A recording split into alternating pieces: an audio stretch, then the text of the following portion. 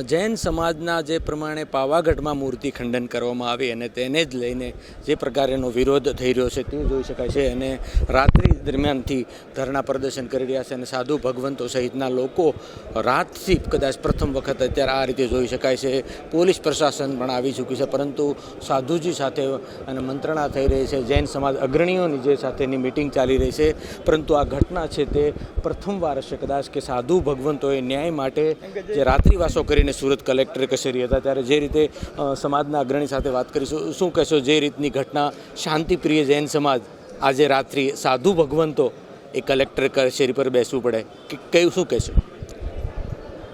માત્ર ગુજરાત અને ભારત માટે નહીં પણ આખા વિશ્વના જૈન સમાજ માટે આ એક બહુ દુઃખદ અને લાગણીશીલ ઘટના છે કે જે ઘટના પાવાગઢની ધરતી ઉપર મૂર્તિઓને તોડીને, સેંકડો વર્ષ પ્રાચીન મૂર્તિઓને તોડીને જૈન સમાજની લાગણીને જે દુભાવવામાં આવી છે એના પ્રત્યાઘાતો અત્યારે સુરતની કચેરી ઓફિસમાં જોવા રહ્યા છે. જે ઘટનાક્રમને 12 કલાક વીતી ગયા છે અને અમારા સાધુ ભગવંતો એક રાતથી એ આવેદનપત્ર આપવા દ્વારા પરિણામની માગણી કરી રહ્યા છે. તે પરિણામ અત્યાર સુધી તંત્ર દ્વારા પ્રાપ્ત થયું નથી, જેનો આક્રોશ સમયે સમયે જૈન સમાજની અંદર વધી રહ્યો છે. શું કહેશો, જૈન સમાજ એક શાંતિપ્રિય સમાજ છે, પરંતુ આ રીતે આક્રોશ અને આંદોલન કઈ તરફ જઈ રહ્યું છે? જૈન સમાજ શાંતિપ્રિય છે અને આખું આંદોલન શાંતિપ્રિય છે. કલેક્ટર કચેરીની અંદર કોઈપણ તોડફોડ, કોઈપણ મારામારી, કોઈપણ ગાળાગાળી કે કોઈપણ અસભ્ય વર્તન કરવામાં નથી આવ્યો.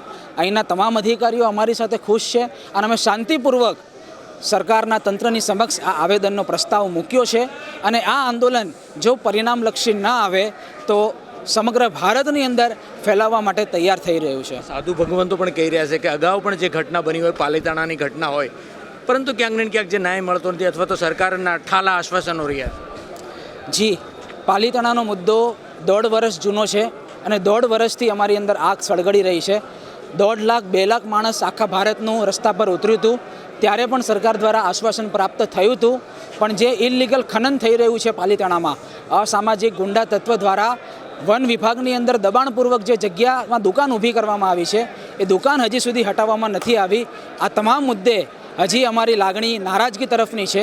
તે સિવાય સાધુ ભગવંતો દ્વારા પણ જે વિહારની અંદર અમને મારામારી થઈ રહી છે તેના પણ પરિણામો અમને મળ્યા નથી. તે તમામ નારાજગીઓ હવે ગળા સુધી આવી ગઈ છે અને હવે સંતોએ પણ આ આંદોલનની અંદર જોડાવવું પડ્યું છે. આ રીતની ઘટના સાધુ ભગવંતોની જે રીતની છે અને તેને લઈને સમાજમાં ચોક્કસ જે રોષ છે અને ખાસ કરીને સરકાર તરફે પણ ઠાલા વસનોની જે તેમને પણ હવે ખ્યાલ આવી ગયો છે કે સરકાર ફક્ત ને ફક્ત ઠાલા વસનો આપી રહી છે. એટલે ત્યારે જ સાધુ ભગવંતોએ સુરતમાં રાત્રિ દરમિયાનથી ધરણા ઉપર ઉતરવા પડે તે ખરેખર દુઃખદ બાબત છે. એટલે જોવા જાય તો સરકાર શું કરી રહી છે, ઠાલા વસનોથી હવે લોકો નથી આવવાના તેમની વાતોમાં અને નક્કર પરિણામલક્ષી કામગીરી સરકારે કરવી જોઈએ. નહીં તો સુરતથી જે પ્રમાણે આંદોલનના મંડાણ દેખાઈ રહે છે તે પૂરા ભારત અને ભારત સહિત વિશ્વમાં પણ આ આંદોલન ફેલાય તો નવાય નહીં. સહયોગી પરેશ રાઠોડ સાથે અરવિંદ રાઠોડ, જનાદેશ ન્યૂઝ, સુરત.